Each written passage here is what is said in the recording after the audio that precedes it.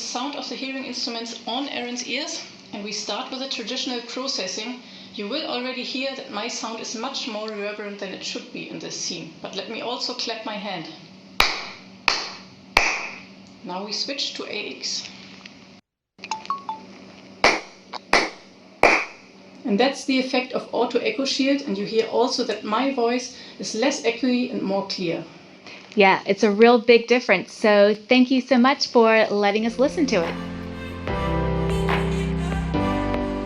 Wow, there was a really big difference listening with Auto EchoShield in that room.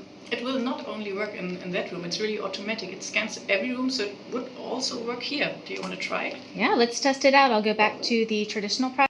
I can do the clapping. Okay, back to AX. Yeah, big difference here as well. A lot less echo when you were clapping. Should we see what other places we can find around here to test? Yes. All right, let's go.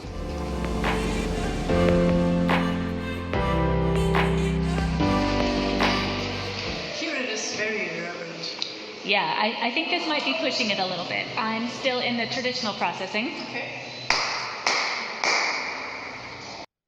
Now AX.